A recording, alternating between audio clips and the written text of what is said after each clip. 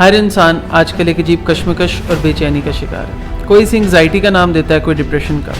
میرے پاس دو راستے ہیں. یا میں آپ کے سامنے کتابی باتیں کر سکتا ہوں جو آپ کو سمجھنا ہے, یا آپ کے سامنے زندگی کا آئینہ رکھ سکتا ہوں جس پہ آپ واقعی عمل کر سکتے ہیں. ایک دلچسپ تحقیق کے مطابق خواتین مردوں کے مقابلے میں ذہنی مسائل کا زیادہ شکار ہوتی ہیں, لیکن خواتین سٹریس کو بہتر انداز میں ڈیل کرتی ہیں. خواتین دو ایسے کام کرتی ہیں جو ان کے لیے سٹریس ریلیور کا کردار ادا کرتا ہے. سب سے پہلے خواتین باتونی ہوتی ہیں اور وہ بول کر اپنے دل کا بوجھ, اپنی فرسٹریشن نکال دیتی ہے. ایک ایوریج خاتون ایک دن میں 20,000 الفاظ کا استعمال کرتی ہے. ان کے مقابلے میں ایک ایوریج مرد صرف 7,000 الفاظ ہی بول پاتا ہے. اس لیے مردوں کو بھی چاہیے کہ وہ بول کر اپنے دل کا بوجھ ہلکا کریں, یا اگر وہ اپنی باتیں کسی سے شیئر نہیں کر سکتے تو وہ لکھ بھی سکتے ہیں. جب آپ کا سٹریس لیول وقتاً فوقتاً ریلیز نہیں ہوتا تو آپ خود کو یا دوسروں کو نقصان پہنچا سکتے ہیں. خصوصاً مردوں میں یہ دیکھا جاتا ہے کہ وہ چڑچڑے اور ہر وقت غصے میں رہنے لگتے ہیں.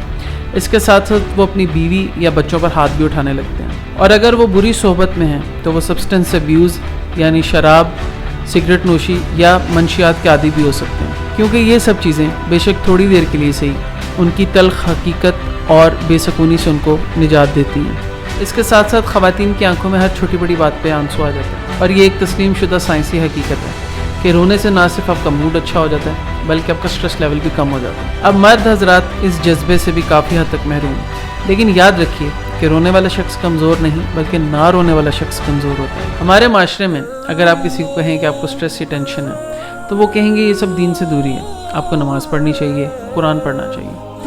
لیکن کیا یہ سب چیزیں ہم بچپن سے نہیں کر رہے؟ تو پھر ہمیں ڈپریشن یا انگزائٹی نہیں ہونی چاہیے, جبکہ ہم ایک بہت ہی اہم چیز کو مس کر دیتے ہیں, اور وہ یہ ہے کہ اپنے رب سے, اپنے خالق سے تعلق بنانا.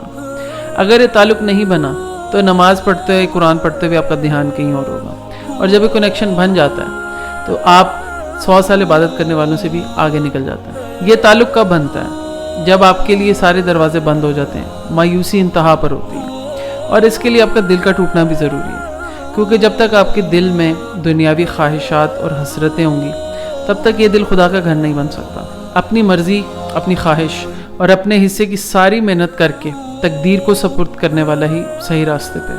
صرف اپنی محنت پر غرور کرنے والا نادان, اور صرف تقدیر کے سہارے بیٹھے رہنے والا بھی اس تعلق سے انجان. یاد رکھیے, ایک چڑیا کو بھی اپنا پیٹ بھرنے کے لیے روز اپنے گھونسلے سے باہر نکلنا پڑتا ہے, اور آپ تو پھر انسان ہیں. ذرا سوچیے. اگر آپ کا کوئی سوال, کوئی پریشانی ہے تو نیچے دیے گئے نمبر پر ہمیں واٹس ایپ میسج کیجیے. ملتے ہیں اگلی ویڈیو کے ساتھ, تب تک کے لیے خدا حافظ.